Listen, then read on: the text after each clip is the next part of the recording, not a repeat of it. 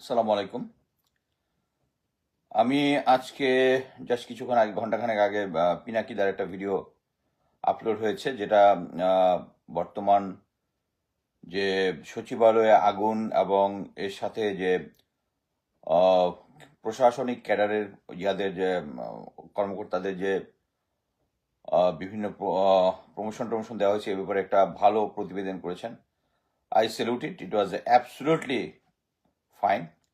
এর সাথে উনি যে কথা বলেছেন, হ্যাঁ, সেনাবাহিনীর অনেক বঞ্চিত অফিসার আছে, তাদেরকে দেওয়া উচিত ছিল। সেনাবাহিনী এই ইয়ার সময়, এই গত 15 বছরে অনেক অফিসার চাকরিচ্যুত হয়েছে, অকালীন অবসরে গেছে, is from captain to major general, even লেফটেন্যান্টও কিছু আছে। তাদেরকে অবশ্যই কম্পেনসেশন করার কথা ছিল। সেই হিসাবে সেনাবাহিনীকে না করে প্রশাসনকে অনেক কিছু সাপোর্ট দিচ্ছে। বাট আমি আবার পিনাকিদার সেম একই জিনিস আমি আগেও বলেছিলাম। উনি আবার জেনারেল ইকবাল করিম ভুঁইয়াকে প্রমোট করা শুরু করেছেন, যেটার আমি তীব্র প্রতিবাদ জানাই, তীব্র প্রতিবাদ জানাই। ইকবাল করিম ভুঁইয়া সম্বন্ধে পিনাকিদা যে কথাগুলো বলেছে, রং। একটা হচ্ছে, উনি 2014 নির্বাচনটা কে করেছিল? কে তখন সেনাপ্রধান ছিল? পিনাকিদা এটা জিজ্ঞেস করেন না? আপনার সাথে ইকবাল করিম ভুঁইয়া স্যারের তো খুব ভালো যোগাযোগ আছে।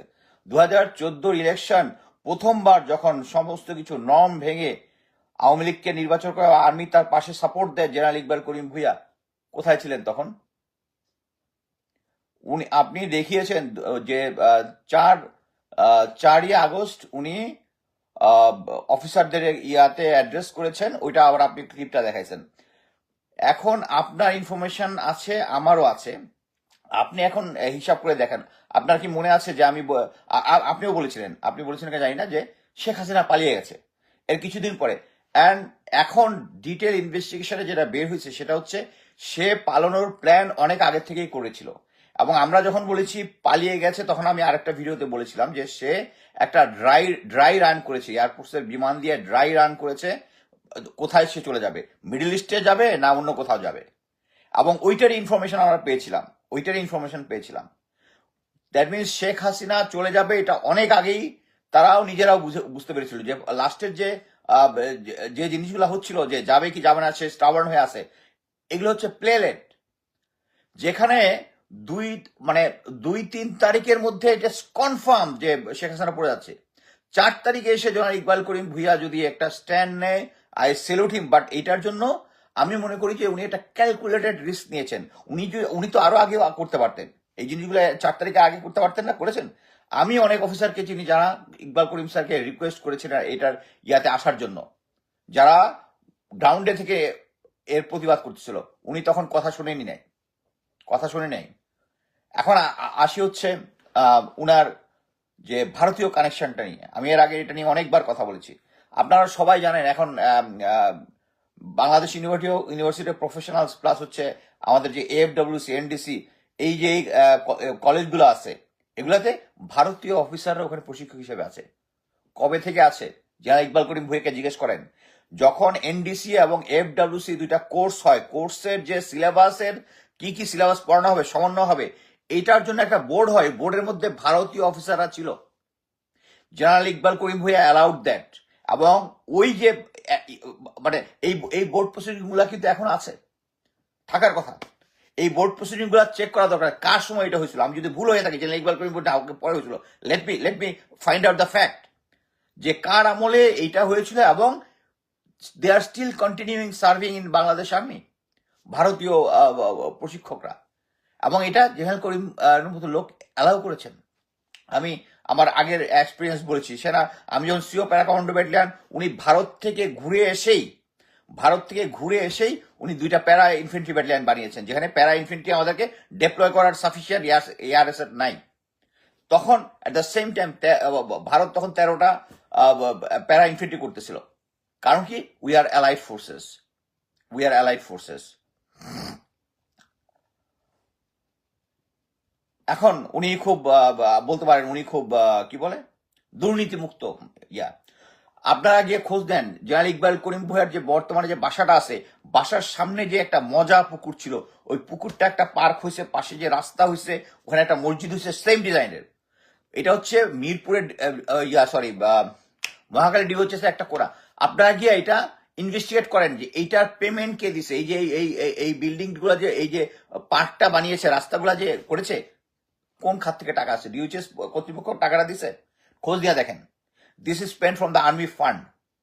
এবং উনি যখন সেনা প্রধান ছিলেন, উনি, এর আগে আমি ডিটেলসটা দিয়েছি, নিয়ারলি 600 কোটি টাকা উনি ওভার এক্সপেন্ডিচার করেছেন বিভিন্ন জায়গায়। এবং এইটা নেক্সট 2 চিফকে কন্টিনিউ করতে হয়েছে এটাকে অ্যাডজাস্ট করার জন্য।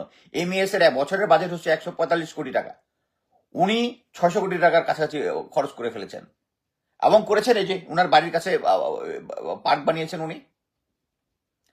সো আমার কাছে আরো অনেক তথ্য আছে, উনার গ্রামের বাড়িতে একটা কনস্ট্রাকশন কাজ বা মসজিদ বা কিছু একটা কাজ করে উনি সেনাবাহিনীর ড্রোজার নিতে চেয়েছিলেন আর্মি হেডকোয়ার্টার থেকে, সরি এমএস ঢাকা থেকে। ওখানকার যে জি আর্মি আছে, জি আর্মি তখন জাস্ট মাত্র রিটায়ারমেন্টে গেছে, জি আর্মি ওটা আটকে দিয়েছিল, দেয় নাই তাকে নিতে। খোঁজ খবর নিয়ে দেখেন। So please, general Iqbal Karim Bhuiyan, আমি আগেও বলতেছি যে ভারতের সাথে যে কানেকশনটা আছে, this is very deep rooted. Begum Khaleda জিয়ার বাসায় উচ্ছেদে তার প্ল্যান ছিল, এটা আমি আগেও বলেছি। আর দেয়ার আর লট অফ থিংস। এটা হচ্ছে উনার কোয়ালিফিকেশন এবং উনার ডাইনামিজম নিয়ে আমার কোনো ডাউট নাই, আমি কাছে থেকে তাকে দেখছি। বাট কথা হচ্ছে, a genius person having his brain leads to the neighbour, it cannot do any good. No, পিনাকিদা is doing wrong. Simply, পিনাকিদা is doing wrong. ওনার বাকি সবকিছু আমি সাপোর্ট করি, বাট জেনারেল ইকবাল করিম ভুইয়াকে, এই যে আরেকটা জিনিস বলি, আমি এর আগে বলেছিলাম যে এই যে ভারত আমাদের এসডি যেটা শ্রীমনিয়া ইনফর্ম, এটা জলপাই রঙের হয়েছে। আমাকে পরে কয়েকজন অফিসার বললো যে না এটা মবিন স্যারের সময় হয়েছে। আচ্ছা, আমি আর্মি হেডকোয়ার্টারে চিড়িয়া দেখলাম মবিন স্যার কোনোদিন জলপাই রঙের ড্রেসটা পরেনি। তারপরে আমি খোঁজ দিয়ে দেখলাম যে মবিন স্যার থাকার সময় এই, তার মানে হচ্ছে ভারতীয় একটা প্রেশার ছিল এটা করার জন্য। মবিন স্যার 2 বছর ধরে শুধু টেস্ট এন্ড ট্রায়াল করছে, উনি এটা অ্যাপ্রুভাল দেন নাই। হয়তোবা উনি যাওয়ার আগে অ্যাপ্রুভালটা দিয়ে দিচ্ছেন, বাট জেনারেল ইকবাল করিম ভুইয়া পারলে তো এটা ক্যান্সেল করতে পারতো, ক্যান্সেল নাও করতে পারে। বাট কথা হচ্ছে উনার পর থেকে উনি এটা অ্যাকসেপ্ট করেছেন। এবং আপনি দেখবেন উনি জলপাই রঙের ইউনিফর্ম ফার্স্ট। এখন যদি আপনি ইন্ডিয়ান আর্মির সাথে আর বাংলাদেশ আর্মির এসডি দিয়ে দেখবেন সেম ড্রেস, আমরা উই বিকাম কি বলে অ্যালাইড ফোর্সেস। হোয়ারাস ভারত আমাদের উপরে কি নির্মম ইয়াটা, মানে আমাদের ভিতরে যে একটা অশান্তির সৃষ্টি করছে, এটার পিছনে ভারত, এটা আমরা সবাই এখন জানি। সো জেনারেল ইকবাল করিম ভুইয়া কে যদি করা হয়, there are lot of information to me, will fight, we means we, আমি একা এই জিনিসগুলো বলতেছি না। দেয়ার আর অফিসার্স, আমার মতো সবাই ভোকাল না, সবাই আমার মতো স্ট্রংলি কথা বলতে পছন্দ করে না। মানে কে কখন কোন দিক দিয়ে কেউ কারো শত্রু বানাইতে চায় না, বাট আই এম ফিয়ারলেস। আমি জানি পিনাকিদার অনেক সাপোর্টার আছে, বাট পিনাকিদা is doing wrong. General Iqbal Karim Bhuiyan একটা ওই 4 তারিখে একটা সুযোগ সুবিধা মতো উনি ওই স্টেটমেন্টটা দিয়েছেন। উনাকে পিনাকিদা জিজ্ঞেস করেন নাই 2014 ইলেকশন উনি কিভাবে করিয়েছেন, উনি তো তখন সেনাপ্রধান ছিলেন। এসব তো মানে আমি খুব শক্ট হই যে পিনাকিদার মতো লোক এই সমস্ত জায়গায় কনভিন্স। আমি জানি পিনাকিদার সাথে ইকবাল করিম ভুইয়ার সরাসরি যোগাযোগ আছে, এবং he is a very smart man, he is probably convincing with something else. এটাই পিনাকিদা যেটা বলছে, আমি সবকিছু সাপোর্ট করি, less promoting general Iqbal Karim Bhuiyan. ধন্যবাদ।